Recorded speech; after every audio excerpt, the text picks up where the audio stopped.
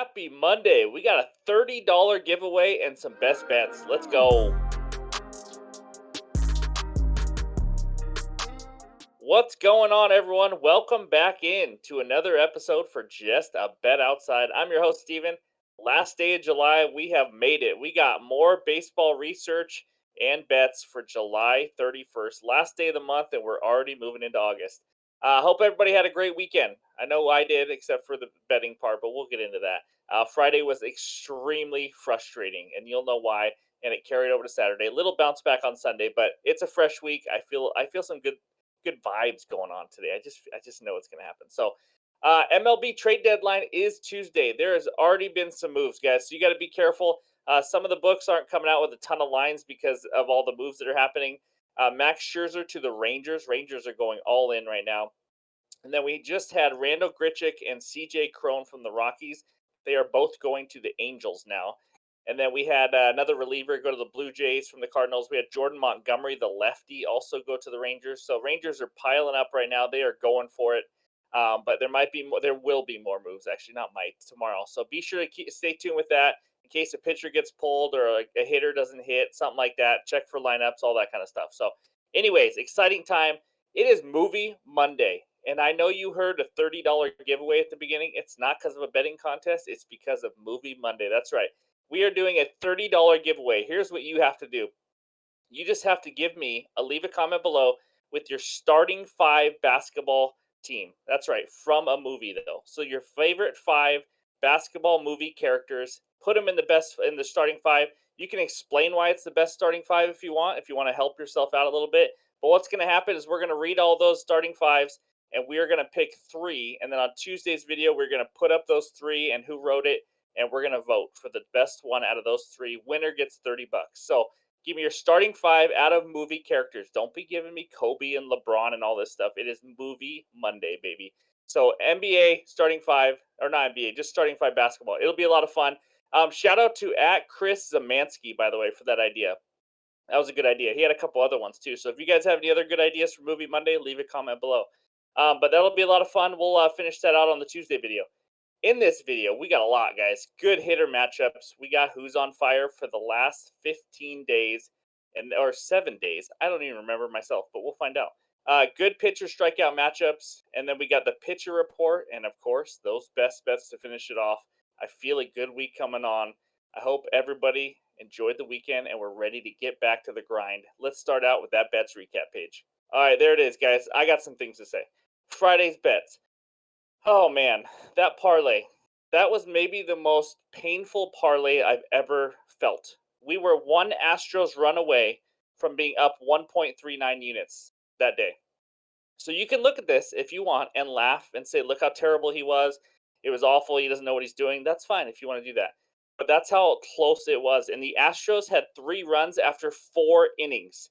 The last 5 innings, they scored freaking zero. All I needed was one more. That's it. I thought it was a lock. The other 2 legs were winners. It was awesome. I just thought I was already almost cashing it in my head, and that's what happened. They didn't get another run.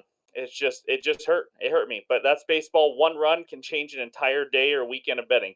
And then Saturday was just awful. Weaver held the Dodgers to 2 hits in 6 innings, as you see there. And then I bet on overs in the Rangers game and the Dodgers and Reds game. Those 3 teams combined for 5 runs against bad pitching. They combined for 5 runs. I don't even know what to say, guys. And then Sunday, we went 2-0. It was one of them was like a half win. We had Whit Merrifield, Eloy Jimenez hit parlay, and then Eloy Jimenez, even though he's on a 9-game hitting streak and has a good matchup in that game, he did not play. He wanted to rest that day. So we did hit Whit Merrifield though, and then another Kenta Maeda 5+ Ks and under 6.5 in that game in the first 5. So that was a nice win, nice little bounce back, but it was just we were down 4.07 units. We're not even close to that if we hit that one freaking Astros run. We're in the positive for the weekend, but it is what it is. 186 and 182. Now down 1.13 units. Absolutely brutal. But like I said, we got a lot of segments of this video. Hope you guys are getting a ton of winners, not just from the bets, but also from who's on fire, hitter matchups, so on and so on. So that is the weekend bets recap. Let's get that freaking thing off the screen and start out with the good hitter matchups. All right, let's go. It's time to talk some hitters. We got 10 good hitter matchups for you on Monday. We start with Jake Cronenworth of the Padres, 6 for 20 with 2 doubles versus Austin Christmas Tree Gomber. No, he has been better lately, I will say that. Then Juan Soto of the Padres, 4 for 13 with 1 double versus Gomber. And then we finish with the Padres. Ha Seong Kim. No idea. I think I nailed it. 6 for 12, 5 doubles versus Gomber. And then we go Christian Walker of the D backs, 7 for 17, 1 double and 1 home run versus Corn on the Cob for the Giants. And then Josh Rojas of the D backs, 5 for 15, 2 doubles versus Cobb.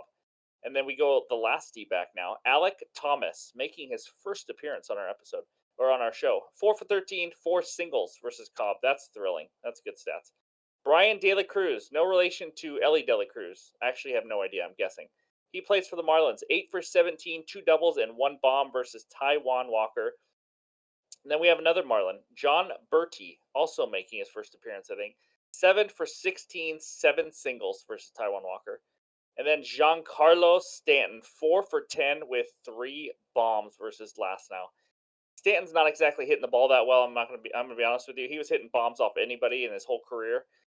So it's just interesting that he has 4 hits and 3 are bombs versus Last Now. We'll see how that goes. Aaron Judge should be in the lineup after sitting out on Sunday. Jose Ramirez of the Guardians. He is 5 for 10, 2 doubles and 1 home run versus Framber Valdez.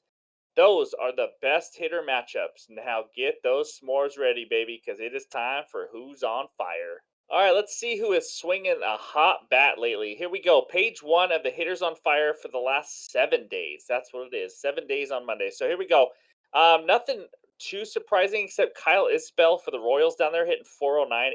Anybody for the Royals that's not Bobby Witt is pretty amazing. But as you can see, Bobby Witt up there, 462, 2 home runs and 9 ribbies. How about a walk-off grand slam? I had the Twins that game, so thank you, Bobby. Randall Grichuk, as you will see, he has the Los Angeles Angels next to him now. That's right, he is not on the Rockies, just got traded about 30 minutes ago, at least when I saw it. So he's hitting 423, 3 home runs. They're getting a hot bat right now. Riley Green's been kind of quietly pretty good for the Tigers also. And Mickey Moniak, we've talked about him before, even though he screwed a hitter parlay recently for us. But yeah, those are Bo Bichette's not a surprise. So that's the first page of the Hitters on Fire the last 7 days. Let's go to that next page. Look at that. Luis Arias, he's back, hitting 500 over the last 7 days.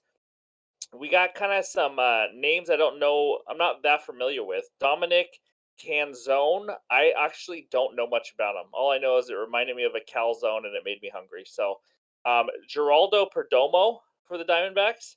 Just a couple D-backs out of nowhere. He's hitting 368, only 1 ribby, but still good week. And then Corbin Carroll's coming back again, 350 on the minimum to make this list. Again, this is 17 minimum at bats and 350 average plus. So if you see the green there leading in that category, not in the entire major leagues, but just any hitter that has 17 or more at bats. There were a few hitters that had less than 17, but a couple more home runs. So we had to draw the line somewhere. So, anyways, that's what we got. Hunter Renfroe. I think that Angels lineup with Trout coming back, and now they have Grichuk and C.J. Cron. I mean, it's getting pretty good, that's for sure. And then Ketel Marte up there hitting almost 500. Pretty impressive stuff. And Ha-Seong Kim, 421. We just talked about him before. He's a rookie. He's playing well to the top of that Padres order. Padres can't win, though. They suck still. So, anyways, those are the Hitters on Fire in the last 7 days. Use those. Get some freaking winners this week. Hopefully, we ride the hot bats. And now it's time to talk some arms, starting with the good pitcher strikeout matchups. All right, let's talk some pitchers. We have 3 good pitcher strikeout matchups, and it starts with Edward Cabrera of the Marlins going up against the Phillies. Phillies have a 12th highest K percentage versus righties in the last 30 days at 23.7%. Cabrera, 90 strikeouts in 74 innings. The reason I brought this one up, I know 12th highest isn't that high for a K matchup and all that kind of stuff, but Cabrera has a 33% K rate at home compared to a 24.6 on the road. So he strikes out a lot more batters at home. So I wanted to make sure I mentioned that to you guys. Next one, Uncle Charlie Morton against the Angels. Angels have the 3rd highest strikeout percentage versus righties in the last 30 days at 28%. Charlie Morton, 120 strikeouts in 113.1 innings. He has 9 strikeouts in his last 16.1 innings. So lately, so it's been a rough stretch. Just something to keep in mind. I haven't seen the K prop pop up yet since we recorded this video, but It could be a bounce back. We'll see. If is it a bounce back or is he just in a slump of missing some bats and all that? He is an older player. I'm just saying. The last one, Nick Pavetta versus the Mariners. Of course, Mariners fourth highest K percentage versus righties in the last 30 days at 26.7%. Hey, I think that's improving for them. Good for them. Nick Pavetta, 100 strikeouts in 81 innings. He's kind of come from the bullpen a little bit and been a starter, so that's why you see different K numbers of like 5, 1, 13, and 8 in his last 5 games. The one, I think he only threw 1 or 2 innings. So, he is a good strikeout pitcher. Mariners obviously strike out quite a bit, so it's not a bad matchup. Those are the best pitcher strikeout matchups. Now it is time for the pitcher report. All right, we got 10 games to talk about, so 10 pitcher matchups. Let's start out with the first five. We got some good ones. Now, make sure all these guys are starting. I've seen a lot of pitcher changes, and like I said, the trade deadline is right around the corner, so some of these guys might be getting traded also. But we got Corbin Burns has been pitching really well, guys. He's got his ERA down to 3.46, but his K percentage was about 21% for a big chunk of the year. He's starting to really pick that up again, start looking like his old self at 25.4% now. And then that Canning Morton battle at the bottom. The Braves are big favorites, but as you can tell, they kind of got reverse numbers. Canning is due for some positive regression. Morton's due for some negative regression. Kind of similar K rates, all that kind of stuff. So that's a good little matchup there. And then Cabrera pitching very well at home. He has a better ERA than that 4.2 or 7.5 at home and a good 28% strikeout rate. So Domingo Herman, he may or may not pitch for the Yankees. I saw it on some apps, and some apps still say TBD. So I think it's Herman. I put him up there just in case it is. And Blasino going against him. I mean, we're talking almost 35% K right now. It's pretty unbelievable. This Yankees lineup will need a lot of help from Aaron Judge, that's for sure. Otherwise, Blasino is going to mow them down. So those are the good first five matchups. Gibson and Bassett are a good matchup, a good division rivalry there. Baltimore and Toronto, big series. So as you can tell, remember the averages are on the bottom. Innings and the record do not matter at all, but they are on there. So just something to compare with. Let's take a look at the next five matchups now. I am interested in that top one. Andrew Abbott versus Marcus Stroman. Abbott, we know the rookie lefty for the Reds. He's been amazing. He had like one really bad start, but he's been pretty freaking good this year. And then Marcus Stroman, he's fading. He's fading fast right now, guys. His overall numbers, if you just look at them, they look fine. 3.5 ERA, 3.64. It was much lower than that not too long ago. He has been struggling lately. We'll see if he can bounce back or if he will continue his struggles because that hot Reds lineup is coming to town. Other than that, Syndergaard is back in the majors with the Guardians now. I don't know. The only thing that scares me about that is I don't know if he changed something. Otherwise he's just going to get rocked. He's not a major league pitcher anymore. He doesn't throw hard. That could be interesting against the Astros unless he figured a pitch out in the time he was off. We'll see. But yeah, Pavetta Kirby, a good little matchup there in Seattle. And Alex Cobb, I believe, is starting. Jury is still out for the official word on that, but I see the Padres maybe scoring some runs against Austin Gobber and Colorado. So we got some interesting matchups. That is the pitcher report. Use it, get some winners, just like every other part of this. And yeah, let me know if you got any questions about any of it. Hope it helps you guys out. But now it's time for the best bets. All right, game number one takes us to the nation's capital. We got the Brewers at the Nationals. Brewers money line minus 198. Nats money line plus 166 with an over under of 8.5 runs. This is the start of a money line parlay, baby. That's right. Brewers money line is my best bet in this game. Let's talk about the matchup. Corbin Burns is on the mound. He's been absolutely unbelievable lately. He has finally found his old self. In his last 20 innings, which is 3 starts, he has given up a total of 2 earned runs, only 7 hits, and 29 strikeouts. 29 strikeouts in his last 20 innings, 7 hits in his last 20 innings. I mean, that's impressive. In his last 4 starts, he's actually faced the Reds 3 times. That is unbelievable. In those 18 innings he threw against the Reds, he gave up 4 earned runs. Do you think he's scared of this Nats lineup? Probably not. He's missing a lot more bats lately, as we talked about earlier on the pitcher report. And this Nats team, I heard they are shopping Lane Thomas. So there's a chance Lane Thomas gets traded before this game. One of their better hitters, just saying. Not a huge deal. I would make this bet either way. But Jake Irvin takes the mound for the Nationals. He is struggling in the month of July. 5.40 ERA in July, and he has given up 8 home runs in 26.2 innings. He doesn't miss a lot of bats. 18.3% K rate and a 9.8% walk rate. That's overall those last two, not just in July. Brewers offense, they've been about average the last 30 days. I know they're nothing special, but to be honest, I think they only need 3 or 4 runs and they can get this done. I don't think the Nats are scoring much against Corbin Burns and this Brewers team. So give me the Brewers on the money line as the first leg of the money line parlay. Let's go check out that final leg. All right, game number two takes us out to Houston, Texas. We got the Guardians at the Astros. Astros money line minus 190, Guardians money line plus 160 with an over under of 9 runs. Best bet in this game? You already know it's the final leg of the parlay. Astros money line. Put that with the Brewers, you get plus 130. Love it. Let's go to the matchup. The guy on the mound for the Guardians is a guy that should not be in the majors. What in the hell is he doing starting for a team? Noah Syndergaard. He was traded for Ahmed Rosario straight up. Why the Guardians did that, I have no idea. Rosario's an okay hitter. He's not a good defender, but Syndergaard can't pitch at all. I mean, he is a minor league pitcher at this stage. Let me read you some numbers, and you're going to be blown away. 7.16 ERA. That is in the sixth percentile. He gives up 11.6 hits per game, the sixth percentile also. 31.3% hard contact, the 15th percentile. And 1.95 home runs per 9 innings in the 25th percentile. My voice is giving out because my voice is amazed at how bad he is. Honestly, it's just brutal. Maybe he's figured something out. He hasn't pitched in a little bit. Maybe he's figured it out, but I can't imagine his velocity is way down. I don't get it. JP France is on the mound for the Astros. He's been solid, man. He 2.87 ERA. He is due for a little negative regression, but I mean, we're talking an expected ERA around 4, still solid. He's given up 2 earned runs or less in 4 of his last 5 starts. He gives the Astros a chance to win every single time. This Astros lineup, they are healthy. They got Altuve back. They got Alvarez back. They should absolutely obliterate Syndergaard. They really should. Maybe Syndergaard found a pitch. If he did and he just uses it 100% of the time and I don't know what it is and the hitters can't hit it, I'll tip my cap to him. But my goodness, has he been bad. I just think the Astros are going to score a ton of runs. France will hold down the fort against this Guardians offense, who's been a little bit better lately. But I just don't even think this is a contest. I also like Astros minus 1.5. But for the sake of this bet, we got the Astros money line. Put it with the Brewers money line to get plus 130 for a money line parlay. The bonus bet is Yordan Alvarez over 1.5 bases at plus 100.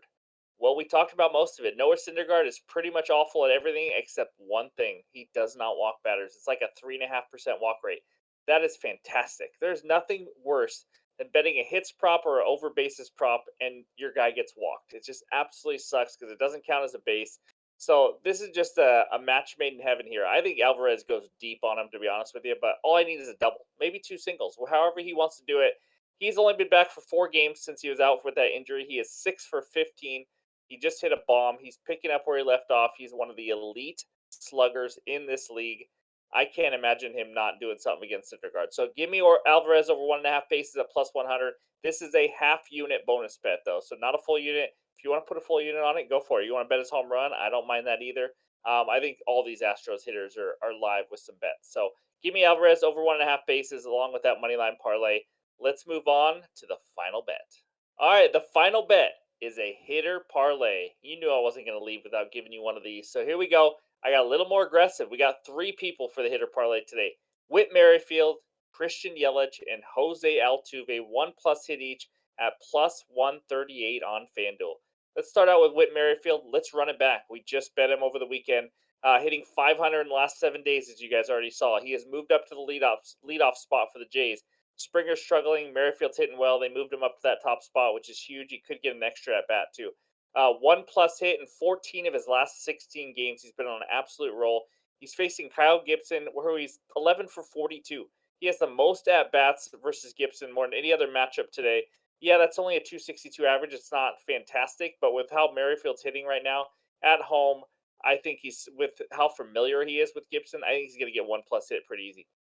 Next one, Christian Yelich of the Brewers, hitting 333 the last 7 days and 304 versus righties this season. He gets Jake Irvin and this freaking awful Nats bullpen. He should have plenty of chances to get a hit.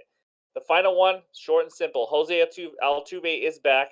He is 6 for 16 in 4 games back, just like Yordan Alvarez, pretty much. He is going up against Noah Syndergaard. I don't need to tell you anything more about how I feel about Syndergaard. So pretty much, here's a summary: we are fading Kyle Gibson, Jake Irvin, and Noah Syndergaard. Three bad pitchers. I am I'm doing this with three leadoff hitters. That's right. So these guys, there's a chance all three of these guys get five at bats. I just need one freaking hit from all of them for a nice nice plus 138 winner. Merrifield, Yelich, Altuve, do not let me down. That is my final bet for the day. Let's go to that bets recap page. There it is. Brewers and Astros money line parlay at plus 130. Jordan Alvarez over 1.5 bases at plus 100. That is a half unit bet. And then the big one, the hitter parlay, baby. Merrifield, Yelich, Altuve, one plus hit each at plus 138 on FanDuel. There it is. We made it through. Thank you guys for watching. Thanks for all the support and everything like that. We're going to have a good week. I just feel it. Do not forget to leave a comment below with your starting five of basketball movie characters. We're going to pick our three best. We're going to vote tomorrow or for Tuesday, and we're going to have a $30 giveaway. So it's going to be a ton of fun. Hope everyone has a great Monday. We'll talk to you guys later.